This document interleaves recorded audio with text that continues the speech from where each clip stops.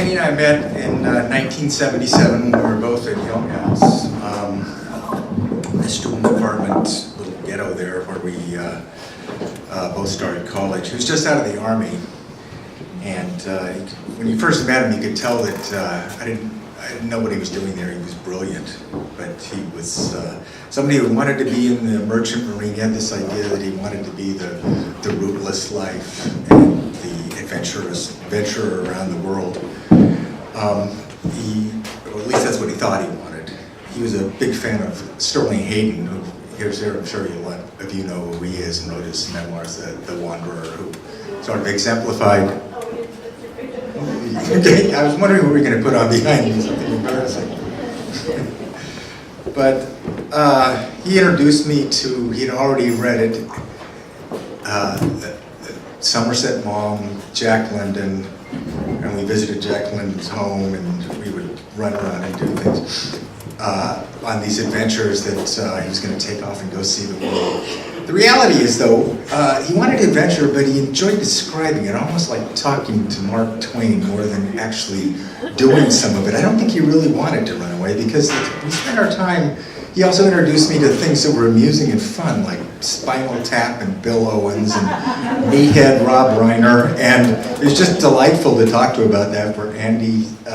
Talk to Andy about that for hour after hour. Andy liked fun, and while he wanted to run away and join the Merchant Marine, really his heart was really in the experience of doing it, or like getting ready to do it. He spent his time with athletics and camaraderie instead, and on more local trips, more of connected adventure. Somebody that would wanted to go out and do it, but I don't think he really wanted to do it alone. We talked about that once, about what that would be like going around the world by yourself, and that might get to be a little bleak after a while. So back in that day, when he first started running, we'd go out and he would run 5K, and that would be a day, and we would split a $3 case of Lucky beer with a few other guys, and drink salsa and eat chips for 2 hours afterwards, and that really was the adventure. I mean, that was the whole show, and we kept that up for years. He just kept running, though, for some reason. Then I didn't stay in it as much as he did, but he just got more and more into it until his life. This is what he liked to do. I transferred to Santa Cruz, UC Santa Cruz, after that, and a couple of years later, he and Beth got together, and instead of the Merchant Marine and Jack London, he decided that she was more important, and that maybe that is what he should be doing for now. They really had the best wedding I was ever attended. It was we were trying to figure out the name of of the temple there, but Stephen S. Weiss in West LA. It was a beautiful ceremony. I'm sure you've already seen some pictures of it. And you were, without question, the love of his life, and that seems to be a little more important than taking off for Alaska. And Dylan was born, and they moved to Pengrove, and his adventures are really half wanting to go on that adventure. His whole life he was talking about, well, I'm going to retire, and then I'm going to go on the adventure.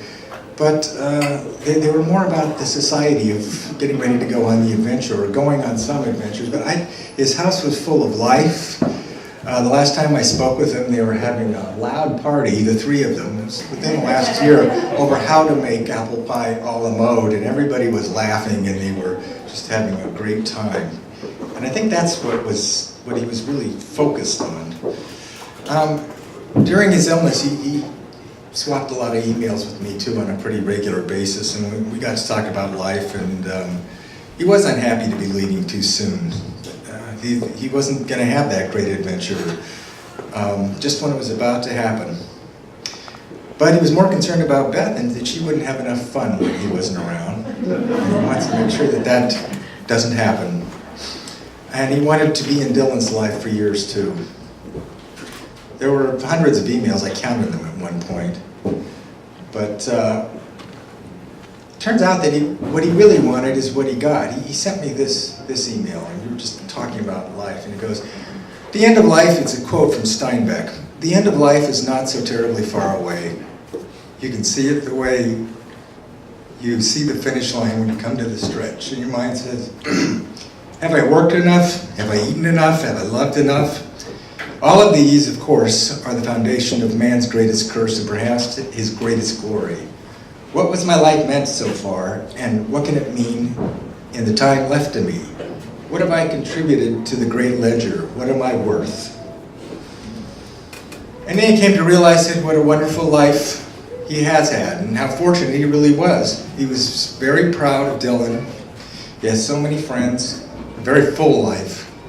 We talked about him growing up with his brother and his mother in Fullerton, and those 19-mile every other day bicycle trips he would make to Fullerton back and back. We'd make to Newport Beach and back on a 50-pound Schwinn varsity bicycle, like it was nothing. I never knew that he used to do that. It's like, I was kind of amazed that he could just start running farther and farther while I was just interested in the beer.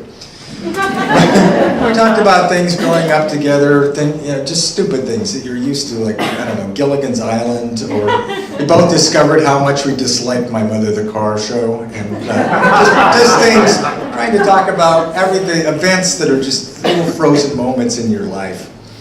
But he didn't join the Merchant Marine, or he didn't go off any sort of gold rush in Alaska.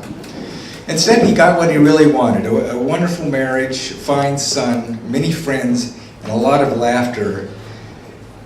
And still on his way to the Merchant Marine. But he also realized that, while his life was ending too soon, with Beth and Dylan, he had the very best kind of life you could have. He got to have most of a life what only a few percent of us ever really do get to have. So in that way, he was very lucky. I think he got what he really wanted, and he realized it, despite what he was thinking he wanted. Because notice what he actually did, rather than what he actually kept talking about he wanted to do. He got it despite himself. And I'll always miss Andy. He was a kindred spirit that I expected to be there forever. One of those people that you expect to be in your life that's just sort of defines it. I loved him like you would, or you do, and I will miss him forever. But he'll always live in all of us just for having known him. I think he wanted to explore an adventure, to be a free, disconnected, and independent spirit, but really only if he could take us all with him to enjoy it together. It was a wonderful life.